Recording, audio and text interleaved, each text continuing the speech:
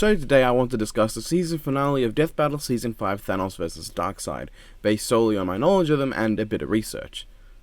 So I think the straight up most important aspect of this fight is this scenario. So if we assume they're using 616 Thanos and the current main post-crisis New 52, a regular Darkseid avatar, we still need to determine a scenario. So first, base Thanos versus base Darkseid avatar. This is the most fair you could have because there's no anti-life equation, no true Darkseid, no Infinity Gauntlet, no Heart of the Universe. So, who is stronger? Well, Darkseid commonly manhandles the solar system level Superman with ease.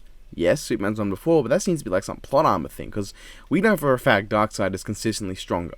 Yes, there was that time Darkseid lost to Doomsday, but Doomsday's been alive for quite a long time. He's become immune to basically anything anyone could throw at him. It's honestly a testament to how strong Darkseid is that he survived.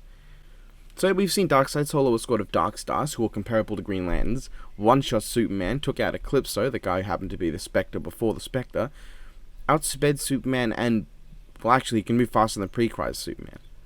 He tanked attacks from Mary Marvel, who had Black Adam's power, took a hit from a pissed off Supergirl while already weakened, and most importantly he took hits from pre-crisis Superman and Green Lantern, and tanked a bomb that tore Existence apart.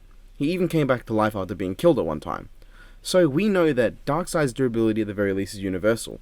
We've seen pre-crisis Superman destroy a thing that survived the Big Bang and fight the Dark Lord Maldor, and is on par with Supergirl who fought the Anti-Monitor. Of course, not Anti-Monitor at its strongest. That would be silly. She fought a weaker Anti-Monitor. So Darkseid is pretty clearly universal. He's consistently shown to be on par with pre-crisis Superman in basically every way.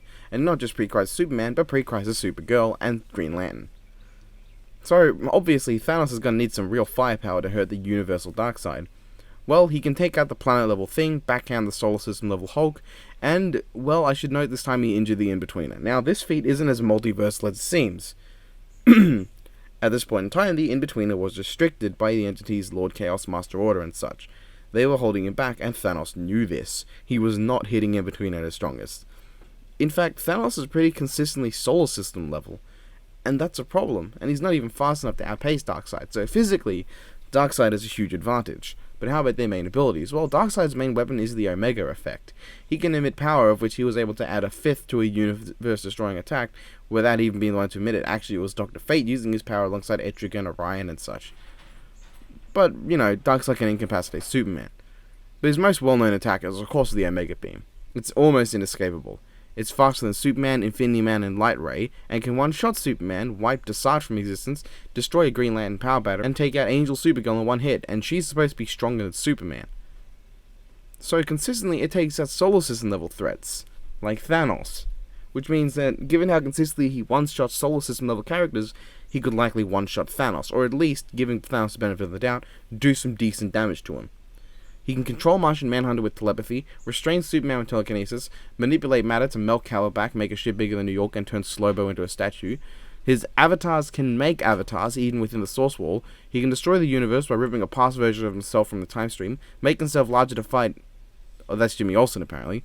Manipulate souls to take out Firestorm and put Cyborg Superman in a marble, bring armies back to life, and finally trap you in the Omega Sanction, an infinite series of realities and lifetimes that you can't escape from, in which you will just be born, live, and die for eternity. Only Mr. Miracle can escape.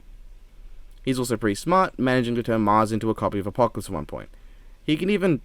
Hold on, what? He can remember events from erased timelines? Well, I guess there's a reason for that. I'll talk about that later. As an added bonus, all of his jobbings and losses have been retconned as Darkseid imitating him. I'm not even making that up, so most of Darkseid's losses haven't even been from Darkseid losing, but this fucker. Now Thanos. Thanos has telepathy superior to Moondragon. He can teleport himself and others into extra-dimensional planes in different timelines. He can enter an astral plane. He can create force fields that help him survive a shot from an angry Galactus, even though the shield broke. One-shot Drax, the Thing, and Thor with his eye beams. Heal and make others stronger. So Thanos does have a lot of abilities, and I'm willing to bet he could escape the Omega Sanction because of his ability to teleport into other planes of existence and different timelines. I'd also imagine, assuming Moondragon and Martian Manhunter are somehow equal, that his telepathy can match Darkseid's. However, I seriously don't see him standing up to Darkseid. Darkseid's power is more akin to Galactus, who's consistently stronger than Thanos.